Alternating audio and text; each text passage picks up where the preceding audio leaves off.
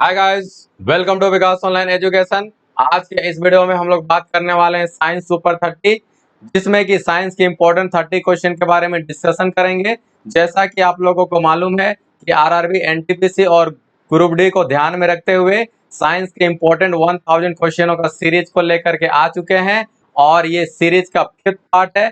और ये session SSC, GD और बैंकिंग के लिए भी बहुत इंपॉर्टेंट होने वाला है।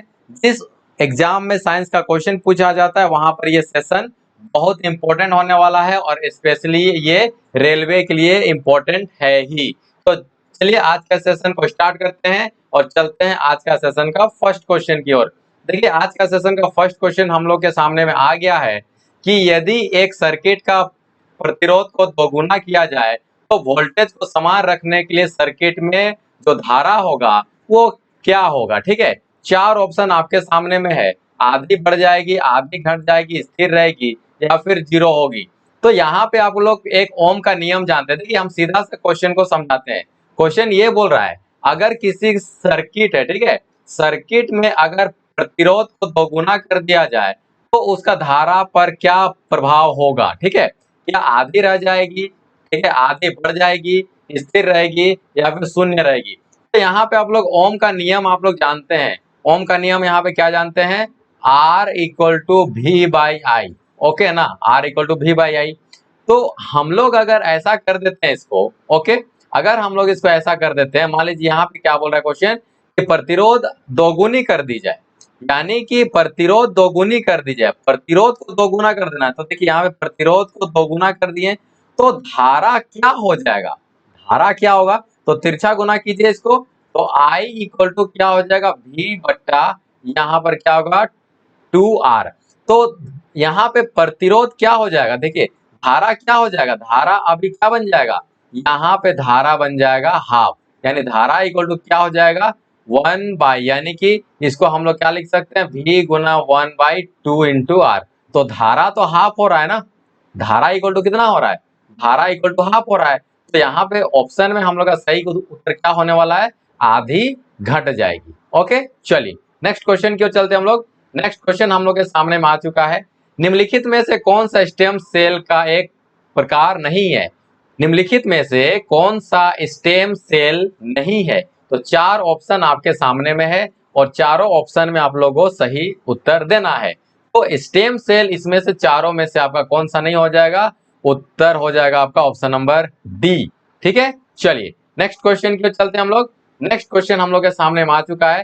क्वेश्चन क्या बोल रहा है यहाँ पे कि मानव शरीर में मौजूद निम्नलिखित कोशिकाओं में से किसमें माइटोकॉन्ड्रिया नहीं पाया जाता है। Mitochondria, powerhouse of the cell, powerhouse of the cell mitochondria को कहा जाता है। तो कौन सा कोशिका में माइटोकॉन्ड्रिया नहीं पाया जाता है। 4 ऑप्शन आपके सामने में है और चारों ऑप्शन में आपको सही उत्तर को देना है। तो याद रखिएगा, माइटोकॉन्ड्रिया आपका आरबीसी में नहीं पाया जाता है। ठीक है, चलिए नेक्स्ट क्वेश्चन की ओर चलते हैं हम लोग। नेक्स्ट क्वेश्चन आ चुका है हम लोग के सामने में और यहाँ पर जो भी क्वेश्चन हम लोग कर रहे हैं सभी एनटीपीसी रेलवे 2016 के द्वारा जो क्वेश्चन है ये पूछा जा चुका है, इसलिए ध्यान में रखिएगा। वैज्ञानिक नाम होमोसेपियंस का अर्थ क्या है, बहुत बार ये रेलवे क्वेश्चन पूछ चुका है कि होमोसेपियंस जो साइंटिफिक नेम है उसका मतलब क्या होता है, सीधा आदमी, लंबा आदमी, बुद्धिमान आदमी और कामकाजी आदमी। तो इसका होमोसेपियंस का मतलब हो जाएगा बुद्धिमान आदमी। ठीक है, चलिए चलते हैं नेक्स्ट क्वेश्चन की ओर। अब आ चुका है नेक्स्ट क्वेश्चन हम लोग के सामने में, सीधा सा सिंपल सा सवाल है कि आवर्त सारणी को बनाने वाले सबसे पहले वैज्ञानिक कौन थे, मूल तत्वों की आवर्त सारणी को। ठीक है, आवर्त सारणी को, मूल तत्वों की आवर्त सारणी को बनाने वाले सबसे पहले व्यक्ति कौन थे। तो 4 ऑप्शन आपके सामने में है, तो सही उत्तर क्या हो जाएगा हम लोग का, मेंडलीव। ठीक है, चलिए चलते हैं नेक्स्ट क्वेश्चन की ओर। नेक्स्ट क्वेश्चन हम लोग के सामने में आ चुका है, बहुत इंपॉर्टेंट क्वेश्चन है। जीव और पर्यावरण के बीचों की अन्योन क्रिया के वैज्ञानिक विश्लेषण के अध्ययन को क्या कहा जाता है। सिंपल सा क्वेश्चन यहाँ पे बोलना चाह रहा है कि जीव और पर्यावरण के बीच में जो जो जो हम लोग का संबंध है, ठीक है, जीव और पर्यावरण के बीच में जो संबंध है उस संबंध को क्या बोला जाता है। तो 4 ऑप्शन आपके सामने में है, 4 ऑप्शन में आपको सही उत्तर देना है। देखिए कीट विज्ञान तो होगा नहीं, पक्षी विज्ञान तो होगा नहीं, सूक्ष्म जीव विज्ञान तो होगा नहीं। तो ये सब एक स्टडी है, ठीक है। तो जीव और पर्यावरण के बीच में जो सामंजस्य है, इसको सही उत्तर क्या हो जाएगा, उसको बोलते हैं हम लोग इकोलॉजी, ठीक है। चलिए नेक्स्ट क्वेश्चन की ओर चलते हैं। होमोसेपियंस के रूप में वर्गीकृत किए जाने वाले प्रारंभिक होमोनाइड्स कौन थे? तो वो हो जाएगा हम लोग का सही उत्तर कौन होगा, चार ऑप्शन आपके सामने है, सही उत्तर आपका हो जाएगा मैग्नन, ठीक है। चलिए नेक्स्ट क्वेश्चन की ओर चलते हैं हम लोग। नेक्स्ट क्वेश्चन हम लोग के सामने में आ चुका है, निम्न में से भिन्न को चुनिए बोल रहा है। तो चार ऑप्शन आपके सामने में, देखिए क्वेश्चन रेलवे में जो है इस टाइप का भी क्वेश्चन में पूछा जाता है कि निम्न में से आपको सही उत्तर को बताना होगा। अलग कौन है? देखिए एल्युमिनियम एक तरह का तत्व है, लोहा भी एक तरह का तत्व है, तांबा भी तत्व है, लेकिन क्या ये पीतल देख रहे हैं, क्या ये एलिमेंट है? ये पीतल, ठीक है, ये दो चीज से मिलकर के बना हुआ है, तो यही क्या हो जाएगा, अलग हो जाएगा, ठीक है। चलिए नेक्स्ट क्वेश्चन की ओर चलते हैं। नेक्स्ट क्वेश्चन हम लोग के सामने में आ चुका है और क्वेश्चन क्या बोल रहा है कि निम्नलिखित जीवों में से कौन सा जीव मुकुलन, मुकुलन मतलब होता है बडिंग के द्वारा प्रजनन नहीं करता है? आई बात समझ में? जैसे कि आपका हो गया इस तरीके से एक जीव हुआ, ठीक है, ये आपका एक तरह का जीव है, यहाँ से मुकुलन आप लोग 10 क्लास का बायोलॉजी में आप लोग पढ़े होंगे, ठीक है, ये निकला हुआ रहता है। अब ये धीरे धीरे क्या होता है, ये बहुत बड़ा होना शुरू हो जाता है और यहाँ से इसको काट दिया जाता है और ये भी एक अलग तरीके का जीव बन जाता है। यानी कि अलग तरीके बोलने का मतलब इससे अलग नहीं, एक अलग क्या बन जाएगा, एक कोशिका बन जाएगा। तो मूल ये हो जाता है आपका मुकुलन। तो चार ऑप्शन आपके सामने में है, कौन जो है मुकुलन द्वारा रिप्रोडक्शन नहीं करता है? तो आपका सही उत्तर क्या हो जाएगा? देखिए हाइड्रा भी करता है, हाइड्रा इसका सेम है, ठीक है, आपका ये मूंगा भी करता है, रजत भी करता है, लेकिन एनीलिडा जो है मेरे ख्याल से नहीं करता है और यही इसका सही उत्तर होने वाला है, यानी कि एनीलिडा ही इसका क्या हो जाएगा, सही उत्तर हो जाएगा, ठीक है। चलिए चलते हैं नेक्स्ट क्वेश्चन की ओर। एक लाइट बल्ब का फिलामेंट किससे बना होता है? बहुत इंपॉर्टेंट क्वेश्चन है रेलवे के लिए।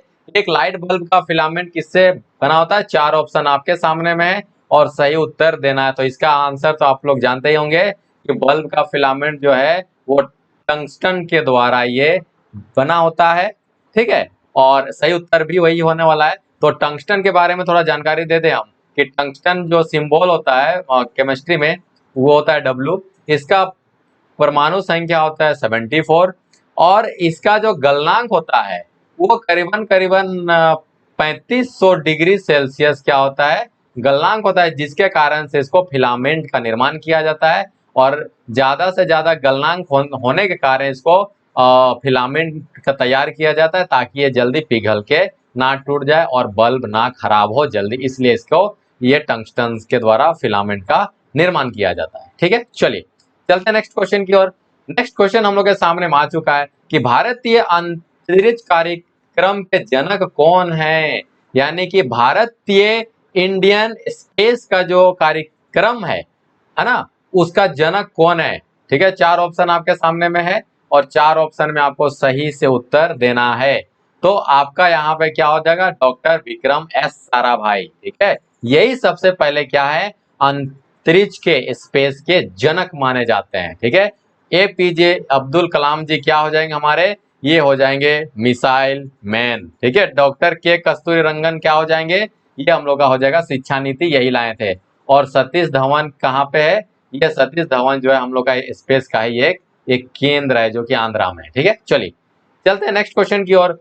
एकमात्र अधातु कौन सी है? बहुत इंपॉर्टेंट क्वेश्चन है वीवीआई, इस क्वेश्चन को कर लीजिए, बहुत इंपॉर्टेंट। ऐसे तो जितना भी हम लोग क्वेश्चन कर रहे हैं सभी वीवीआई है, आप लोग इसको देखते जाइएगा कि एक ऐसा अधातु का नाम बताइए जो कि कमरे के ताप में कैसा होती है, वो लिक्विड में बदल जाती है। कमरे के ताप में वो कैसी होती है, रूम के ताप में क्या हो जाती है, लिक्विड में बदल जाती है, ठीक है। चार ऑप्शन आपके सामने में है और चारों ऑप्शन में आपको सही उत्तर देना है और सही उत्तर आप लोग बिल्कुल सही जाने हैं, ठीक है, ऑप्शन नंबर सेकेंड यानी कि बी आर, ठीक है। चलिए नेक्स्ट क्वेश्चन की ओर चलते हैं हम लोग। निम्नलिखित में से कौन सा यौगिक, ठीक है, निम्नलिखित में से कौन सा यौगिक गुर्दे की पथरी का निर्माण करने वाला सर्वाधिक सामान्य यौगिक है? बहुत ही इंपॉर्टेंट क्वेश्चन, यहाँ पे जितना भी हम लोग क्वेश्चन कर रहे हैं सभी इंपॉर्टेंट है रेलवे के लिए। चार ऑप्शन है आपके सामने और चारों ऑप्शन में आपको सही उत्तर देना है। तो इसका सही उत्तर क्या हो जाएगा? कैल्शियम एक ऑक्जेलेट। चलिए अब कैल्शियम ऑक्जेलेट के बारे में थोड़ा सा हम बता देते हैं। जैसे कि बहुत आदमी का क्या होता है कि पेट में पथरी होता है ना, वो लोग के अंदर में, पेट के अंदर में क्या होता है, वो स्टोन होता है, स्टोन पाया जाता है। तो वो स्टोन किससे बना रहता है, वही क्वेश्चन पूछ रहा है, ये स्टोन किससे बना होता है?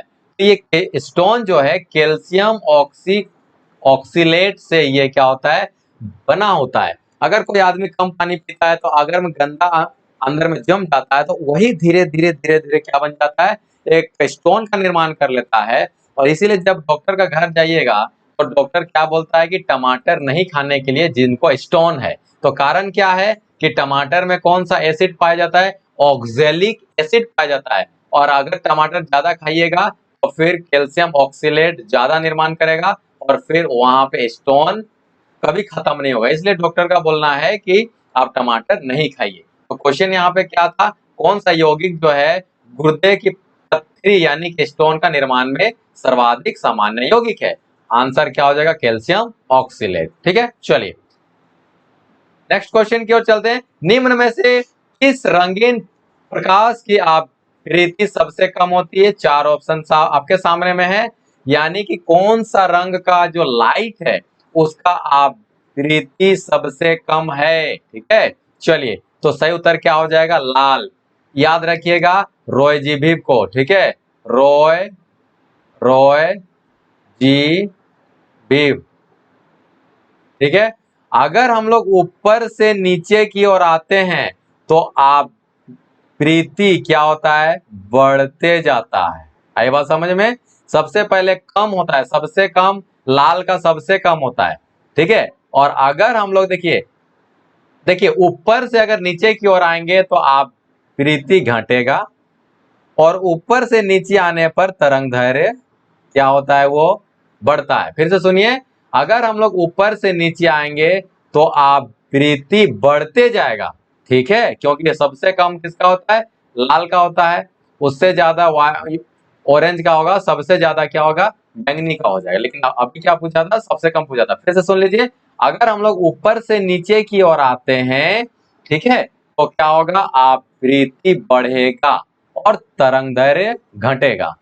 ठीक, चलिए नेक्स्ट क्वेश्चन की ओर चलते हैं हम लोग। नेक्स्ट क्वेश्चन हम लोग के सामने में आ चुका है कि एक नवजात शिशु के शरीर में कितनी हड्डियां पाई जाती है? चार ऑप्शन आपके सामने में है, 208, 206, 211 और 411। आपका सही उत्तर क्या हो जाएगा? 208। ठीक है, चलिए नेक्स्ट क्वेश्चन की ओर चलते हैं। ध्वनि तरंगे क्या है? ठीक है, चार ऑप्शन आपके सामने में है और चार ऑप्शन में आपका सही उत्तर क्या होने वाला है? अनुदैर्घ्य है। ठीक है, एक ट्रिक्स बताते हैं आप लोग को हम यहाँ पे। ठीक है ना, प्रकाश एक क्वेश्चन पूछता है कि प्रकाश कैसी तरंग दैर्घ्य है? तो प से प्रकाश, ठीक है, और अनुप्रस्थ, ठीक है, प्रस्थ। चलिए तो प से प्रकाश, प से प्रस्थ, तो प्रकाश जो है अनुप्रस्थ तरंग है, लेकिन वहीं पे ध्वनि यानी कि ध्वनि, वो ध्वनि क्या हो जाएगा? अनुदैर्घ्य हो जाएगा, अनुदैर्घ्य तरंगे हो जाएगा। है बात समझ में? इस चीज को याद रखेगा कि प से प्रकाश और प से प्रस्थ। ठीक है, इतना सा याद रखिएगा, दोनों आपका यहां से क्वेश्चन सॉल्व हो जाएगा। चलिए नेक्स्ट क्वेश्चन की ओर चलते हैं। देखिए यहाँ पे एक क्वेश्चन पूछा है कि अलेक्जेंडर फ्लेमिंग द्वारा खोजी गई पहली एंटीबायोटिक निम्नलिखित में से कौन सी थी? तो ये सब बच्चे को मालूम है और बहुत इंपॉर्टेंट क्वेश्चन है। चार ऑप्शन आपके सामने में है और चारों ऑप्शन में सही उत्तर क्या हो जाएगा आपका? पेनिसिलिन। यानी पेनिसिलिन को कौन खोजा था? अलेक्जेंडर फ्लेमिंग जी ने ये खोजे थे। ठीक है, चलिए नेक्स्ट क्वेश्चन की ओर। 1831 में विद्युत का जो, देखिए 1831, जहां पर भी 1831 आएगा और डायनेमो आएगा, 1831 ईस्वी आएगा और डायनेमो आएगा, कुछ नहीं करना है, आंख बंद करके टिक लगाना है आपको। किस पे? माइकल फेराडे पे। माइकल फेराडे, डायनेमो, 1831, बस इतना सा काम करना है और कुछ भी आपको यहाँ पे नहीं करना है। नेक्स्ट क्वेश्चन की ओर चलते हैं। चलिए जब एक वस्तु को ऊपर की ओर फेंका जाता है तो शीर्ष पर पहुंचती है, तो इसका क्या होता है? चार ऑप्शन आपके सामने, क्वेश्चन हम यहाँ पे समझा रहे हैं। देखिए पहले आपके यहाँ पे उत्तर आ चुका है, तो उससे कोई घबराने वाला बात नहीं है। मान लीजिए कि एक वस्तु को ऊपर की ओर फेंकते हैं हम लोग, ठीक है ना। एक वस्तु को नीचे से हम लोग ऊपर की ओर फेंक दिए इस तरीके से, तो कुछ ऊपर जाने के बाद जितना वेग से आप फेंक रहे हो, जितना ताकत लगा के फेंक रहे हो, तो वो ताकत जब तक ऊपर जाएगा, जहां तक ताकत रहेगा वहां तक ऊपर जाएगा। लेकिन एनर्जी खत्म हो जाने के बाद वो वस्तु वहां पे हल्का सा रुक जाता है, तो ये वहां पे भी हो जाएगा और फिर से वो क्या होगा कि वो गुरुत्वाकर्षण की तरफ यानी कि धरती की तरफ लौट जाएगा, तो वेग क्या हो जाता है? शून्य हो जाता है। आई बात समझ में? ये क्वेश्चन ये पूछता है। नेक्स्ट क्वेश्चन की ओर चलते हैं। जियोट्रोपिज्म क्या है? जियोट्रोपिज्म आप लोग 10th क्लास में स्टडी किए होंगे, 10 क्लास में आप लोग देखे होंगे बायोलॉजी में कि जियोट्रोपिज्म क्या है। चार ऑप्शन देखिए, उत्तर यहाँ पे पहले दे दिया है, कोई दिक्कत वाली बात नहीं, हम समझाते हैं। देखिए क्या होता है जियोट्रोपिज्म का मतलब, आप लोग गमला में पौधा लगाते हैं ना, आप लोग गमला में क्या लगाते हैं? पौधा लगाते हैं, और पौधा लगाने के बाद उसको आप लोग वहां पे छोड़ देते हैं, तो जड़ जो होता है वो जड़ देखिएगा नीचे की ओर जाना स्टार्ट करता है। तो जड़ क्या होता है? नीचे की ओर जाता है। तो नीचे की ओर क्यों जाता है? क्योंकि वो गुरुत्वाकर्षण की ओर जाता है। कौन? उसका जड़। तो इसी विधि को पौधे के द्वारा गुरुत्वाकर्षण की और उसका जड़ का जाना ही क्या कहलाता है? जियोट्रोपिज्म कहलाता है। ठीक है। आप अगर मान लीजिए कि इस गमला को अगर पलट भी दीजिएगा ना, इस गमला को आप लोग पलट भी दीजिएगा, तो वो ऐसे जड़ हो जाता है, ना कि वो सीधे जाएगा, जड़ नीचे की ओर ही जाएगा, क्योंकि वो गुरुत्वाकर्षण की तरफ जाता है, और इसी विधि को जियोट्रोपिज्म के नाम से जाना जाता है। ठीक है, चलिए नेक्स्ट क्वेश्चन की ओर। निम्नलिखित में से कौन से ग्रीन हाउस गैस नहीं है? चार ऑप्शन आपके सामने में है। ठीक है, ग्रीन हाउस गैस से क्वेश्चन पूछता ही पूछता है। तो नाइट्रोजन भी आपका ग्रीन हाउस गैस है, मीथेन भी है, सल्फर हेक्सा फ्लोराइड भी है, तो कॉपर डाइऑक्साइड यहाँ पर नहीं है ग्रीन हाउस गैस। ठीक है, इसका सही उत्तर क्या हो जाएगा? Copper dioxide. ठीक है। तो ग्रीन हाउस गैस ये नहीं है। कौन कौन है? नाइट्रोजन ऑक्साइड है, मीथेन है, सल्फर है। ठीक है, ये सब सभी है, लेकिन कॉपर डाइऑक्साइड ये ग्रीन हाउस गैस नहीं है। ठीक है, चलिए नेक्स्ट क्वेश्चन की ओर चलते हैं। निम्नलिखित में से किस प्रकार की किरणें पृथ्वी को वायुमंडल में प्रवेश नहीं कर पाती है? ठीक है, चार ऑप्शन है आपके सामने में। कौन सा ऐसा किरणें है जो कि पृथ्वी का वायुमंडल में इंटर नहीं कर पा जाता है? ठीक है, तो वो है हम लोग का क्या? X ray. यानी कि एक्स रे जो है वो धरती का वायुमंडल में ये इंटर नहीं कर पाता है। बाद बाकी यहाँ पे आप जितना भी देख रहे हैं, विजिबल लाइट हो गया, अल्ट्रा वायलेट हो गया, रेडियो वेव हो गया, सभी इंटर कर पाता है हम लोग का धरती का वायुमंडल। ठीक है, चलिए नेक्स्ट क्वेश्चन को चलते हैं। ठोस आयोडीन का रंग कैसा होता है? चार ऑप्शन आपके सामने में है, और चार ऑप्शन में आपको सही उत्तर देना है। तो ठोस आयोडीन का रंग कैसा हो जाएगा? बैंगनी भूरे से थोड़ा सा काला। ठीक है, चलिए नेक्स्ट क्वेश्चन की ओर चलते हैं हम लोग। हवा में मौजूद निम्नलिखित गैसों में से कौन सी गैस पीतल के मलिनीकरण के लिए जिम्मेदार है?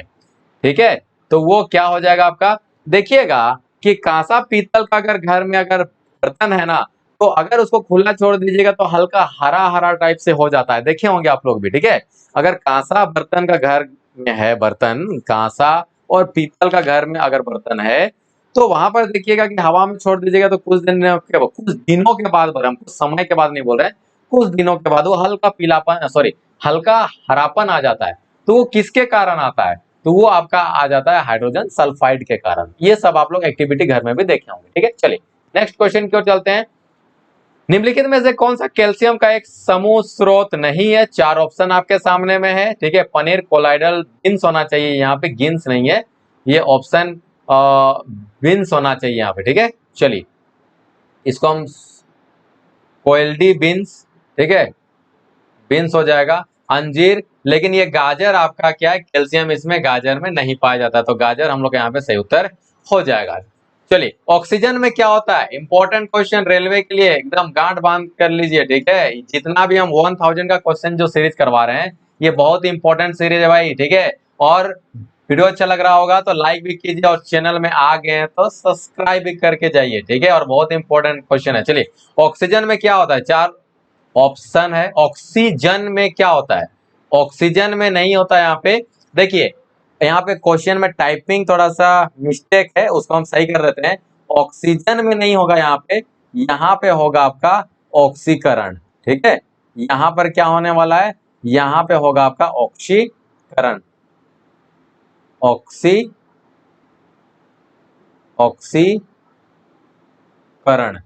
जिसको बोलते हैं हम लोग ऑक्सीडेशन। ओके, कोई दिक्कत वाली बात नहीं। तो ऑक्सीजन नहीं है, ये ऑक्सीकरण है। तो ऑक्सीकरण में क्या होता है, तो ऑक्सीकरण में हो जाएगा आपका इलेक्ट्रॉन का कमी। रेलवे का बहुत ही फेवरेट क्वेश्चन है। ठीक है, और रिडक्शन में, ठीक है, अवकरण में इलेक्ट्रॉन ये बढ़ जाता है, लेकिन ऑक्सीकरण में इलेक्ट्रॉन क्या होता है, घट जाता है। ठीक है, चलिए नेक्स्ट क्वेश्चन की ओर चलते हैं हम लोग। नेक्स्ट क्वेश्चन हम लोग के सामने आ चुका है। एम एस स्वामीनाथन, पूरा क्वेश्चन पढ़ने का जरूरत ही नहीं आप लोग को।